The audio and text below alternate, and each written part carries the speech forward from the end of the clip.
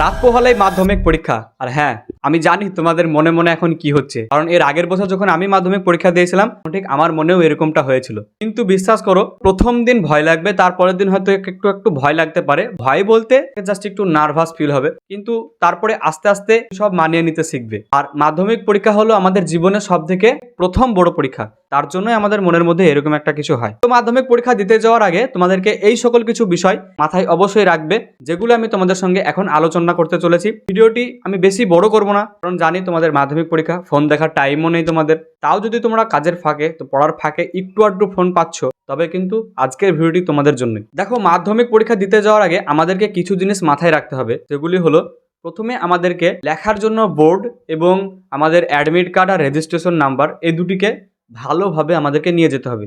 আমরা যদি admit card এবং রেজিস্ট্রেশন কার্ড না নিয়ে যাই, আমাদেরকে পরীক্ষাতে অ্যালাউ না করা হতেও পারে।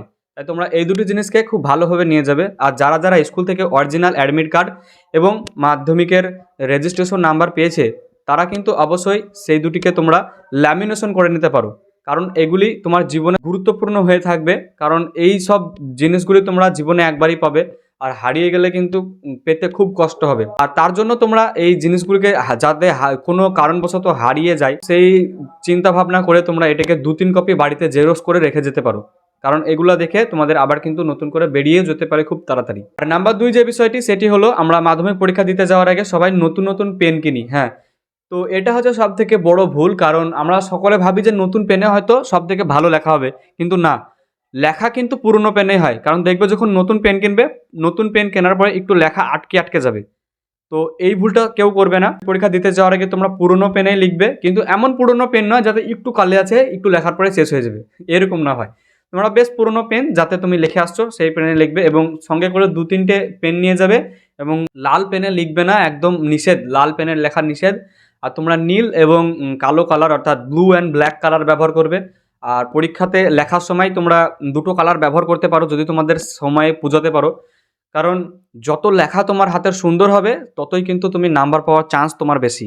তাই তুমি খুব ভালোভাবে হাতের লেখাটাকে সুন্দর করবে, এবং কলমগুলো পুরনো ব্যবহার করার চেষ্টা করবে। নতুন কলমে ভালো লেখা হয় না। এবং যদি তোমার কোনো ছবি আঁকতে হয়, তো সেক্ষেত্রে তুমি পেন্সিল এবং রাবার নিয়ে যেতে পারো, বা পেন্সিল এবং ইরেজার নিয়ে যেতে পারো। আর সব থেকে বড় বিষয়, তোমরা কেউ স্মার্ট ওয়াচ নিয়ে যাবে না, ফোন নিয়ে যাবে না, কারণ এগুলি তোমাদের সেন্টারে অ্যালাউ করা হবে না। তোমরা পরীক্ষা হলে খুব শান্তির শৃঙ্খলা বজায় রেখে পরীক্ষা দেবে। তোমাদের মাস্টাররা যারা গার্ড থাকবে, তাদেরকে কিন্তু তোমরা ক্ষিপ্ত করবে না, কারণ তারা যদি রেগে যায় তবে তোমাদের পরীক্ষা কিন্তু খারাপ হবে অবশ্যই। আর পরীক্ষা হলে গিয়ে কোনো রকম বিশৃঙ্খলার সৃষ্টি করবে না, খুব ভালোভাবে পরীক্ষা দেবে। তাহলেই কিন্তু তোমাদের পরীক্ষাতে তোমরা সাফল্য আনতে পারবে। যতটুকু আমার একজন অ্যাজ এ মাধ্যমিক ক্যান্ডিডেট আমি আগের বছর দিয়েছি, সেই এক্সপিরিয়েন্স তোমাদের সঙ্গে আমি শেয়ার করলাম। তো চলো, সকলকে জানাই অল দ্য বেস্ট। সবাই ভালোভাবে পরীক্ষা দাও, তোমাদের পরীক্ষায় সাফল্য আসুক, তোমরা খুব ভালো নাম্বার পেয়ে পাস করো। All the best.